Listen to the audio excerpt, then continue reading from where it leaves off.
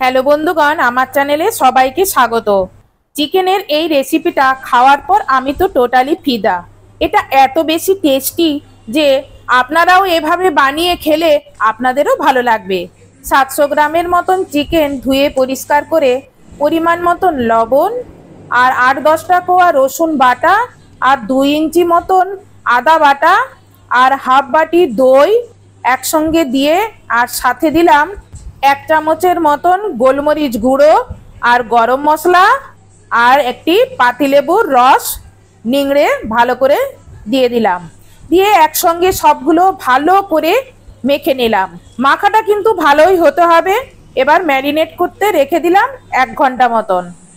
এবার এদিকে কড়াই একটি গুঁড়ো মশলা করে নেব। তার জন্য জিরে, কিছুটা ধনে আর কিছুটা মৌরি আর হচ্ছে এলাচ 4টে আর শুকনো লঙ্কা, কিছুটা জয়িত্রী আর কিছুটা জায়ফল। এগুলোকে হালকা রোস্ট করে নেব। রোস্ট করে হালকা গরম হলেই এগুলো শিলে দিয়ে ঠান্ডা করে এগুলোকে গুঁড়ো করে নেব। গুঁড়ো করে এটা তুলে রেখে চাপা দিয়ে দেব। এবার কিছুটা ভেজানো আমন্ড বাদাম আর কিছুটা কাজু বাদাম নিয়ে একসঙ্গে গ্রাইন্ডারে দিয়ে জল দিয়ে পেস্ট বানিয়ে নিলাম। এবার কড়াতে রিফাইন্ড অয়েল দিলাম বেশি করে।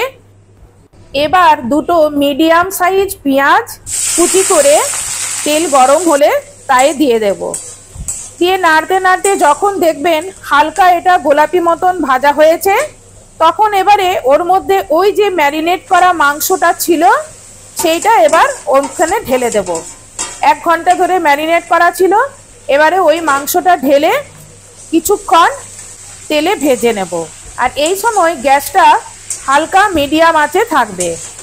একটু ভেজে নিলে কি বলুন তো, মাংসগুলো গোটা থাকবে, তাহলে সিদ্ধ হয়ে যাওয়ার পরে তাহলে আর ভেঙে যায় না। এবার গ্যাস সিমে করে ঢাকা দিয়ে দেব 15 মিনিটের মতন। 15 মিনিট ঢাকা দিয়ে রান্না করার পরে দেখবেন মাংস থেকে অনেক জল বেরিয়েছে আর মাংস মোটামুটি সিদ্ধ হয়েই যাবে। এইবার ঢাকা উঠিয়ে এর মধ্যে ওই যে কাজু পেস্টটা করা হয়েছে, কাজু বাদাম আর আমন্ড দিয়ে, এবার সেই পেস্টটা এর মধ্যে দিয়ে দেব। কাজু পেস্টটা মাংসের সঙ্গে দিয়ে মেশাতে থাকতে হবে অনবরত, কেননা কাজু পেস্টের জন্য কড়ার তলায় লেগে যায়। আর এইভাবে নাড়তে নাড়তে যখন জলটা অনেকটা মরে যাবে, আর এই সময় গ্যাসটা একটু মিডিয়ামে রাখবেন, দিয়ে তারপরে জলটা মরে গেলে তখন এখানে কিছুটা ফ্রেশ ক্রিম দেওয়া হবে। আর আগে থেকে যে রোস্ট করা মশলাটা ছিল সেই মশলাটা ঢেলে দেব আর কিছুটা কসুরি মেথি দেব। দিয়ে এবারে মাংসের সঙ্গে এই মশলাগুলো সব একসঙ্গে কষাতে থাকবো। কষাতে কষাতে যখন দেখবেন এখান থেকে তেল ছাড়তে শুরু করেছে, তখন হাফ বাটি জল দিয়ে এটা ঢাকা দিয়ে ফুটতে দিতে হবে।